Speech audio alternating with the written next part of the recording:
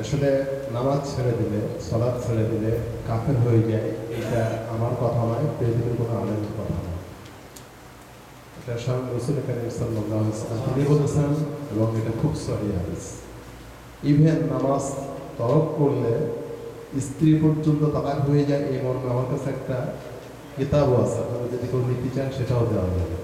ঠিক আছে, কারণ যেহেতু বিবাহ হয় মুসলিমের মধ্যে, আর যখন কেউ নামাজ না পড়ে ইচ্ছা করে ছেড়ে দেয়, তখন যেহেতু সে মুসলিম থাকে না, সুতরাং মুসলিম কি থাকে না, সম্পর্ক থাকে না, বিবাহ টেকে না। যদিও আমাদের সমাজে এটা অহরহ এটা ঘটতেছে, এত ডিপলি কেউ আলোচনা যায় না। ওনার প্রশ্ন হলো যে একটা মানুষ না বুঝে ছেড়ে দিয়ে আসছে, এখন যখন বুঝছে তখন কি?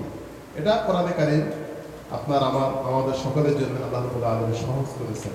বেশ কিছু জায়গায় বলা আছে ইল্লা মা ক্বাদ সালাফ, যে অতীতে যখন ভুল হয়ে গেছে এটা যদি সে বুঝে থাকে, তাহলে এখন থেকে সে কি করবে? কন্টিনিউ করবে। আর আগে যে ভুল হয়েছে তার জন্য যতদিন সে বেঁচে থাকবে ততদিন পর্যন্ত আল্লাহর কাছে মাগফিরাত কামনা করবে, তওবা করবে, ইস্তেগফার করবে, চোখের পানি ফেলবে, দোয়া করবে। যদিও কিছু কিছু উলামা বলেছেন যে পিছনের ওই নামাজটাকে কাজা করতে হবে, তবে আসলে পিছনের নামাজ কাজা করতে হবে এই বক্তব্যটা খুব সহিহ হাদিস দ্বারা প্রমাণিত নয়। হ্যাঁ, হঠাৎ করে যদি কেউ কোনো কারণে নামাজ ছুটে যায়, তো সেই নামাজটা আদায়ের অপশন আছে, যেটা আল্লাহ রাসূল সাল্লাল্লাহু আলাইহি ওয়াসাল্লাম তার জীবনেও একদিন ফজরের নামাজ ছুটে গেছিল একটা অভিযানে গিয়ে।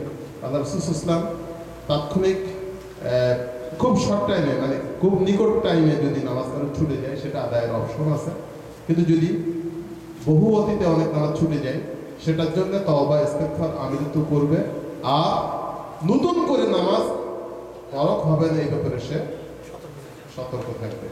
আগের বোঝা টেনে মানে মাথা ভারী করার জরুরত নাই বলে বর্তমান অনেক উলামা ইকরাম বড় মাপের যারা স্কলার তারা এই ব্যাপারে একমত পোষণ করেছেন, যেটা খুব সহিভাবে তারা উপস্থাপনা করেছেন। এখানে ডাউট করার কোনো সুযোগ নেই এবং ডাউট করার দরকারও নেই। আল্লাহ তাআলা মানুষের ভুলের কারণে, জাহিলিয়াতের কারণে, না বোঝার কারণে যে ভুলগুলো হয়ে যায়, এই ভুল আল্লাহ তাআলা মাফ করবেন, এটাই কোরআনে কারীমের পাতায় পাতায় বলে দেওয়া আছে। সুতরাং যদি কেউ কোনো কারণে নামাজ ছুটে যেয়ে থাকে, অথবা দীর্ঘদিন নামাজ না পড়ে যদি একসময় তার বোধোদয় হয় এবং আল্লাহ তাআলার কাছে যদি ক্ষমা চাইতে থাকে, এবং বোধোদয় হওয়ার পর থেকে যদি সে সালাতকে কন্টিনিউ করে, আশা করা যায় আল্লাহ তাআলা তাকে মাফ করে দিবেন।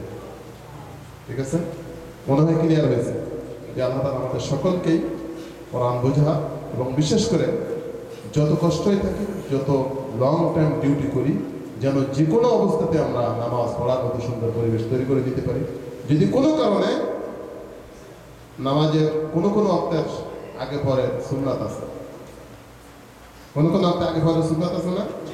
যদি কোনো কারণে আপনি সময় মেনটেন করতে না পারেন, মানে আপনার এমন একটা টাইম দেওয়া হয়েছে যে টাইমে আগের সুন্নাত পরে সুন্নাত পড়তে গেলে আসলে মালিকের সাথে আপনার দূরত্ব বা কোনো ধরনের দ্বন্দ্ব কলহ এ ধরনের কিছু অবস্থা তৈরি হতে পারে।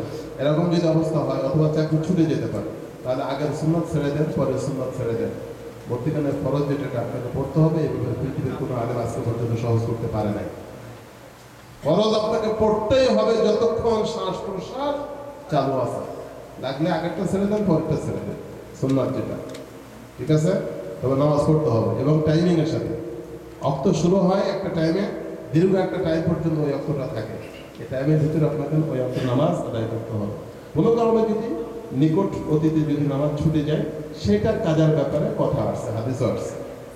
ঠিক আছে, কিন্তু দূর অতীতে অনেক নামাজ কাজা হয়ে গেছে, যেটার কোনো হিসাব নিকাশ নাই, ওইটার বোঝা টেনে পাল্লা ভারী করার দরকার নেই। আল্লাহ তাআলা আমাদের সকলকে বোঝার তৌফিক দান করুন।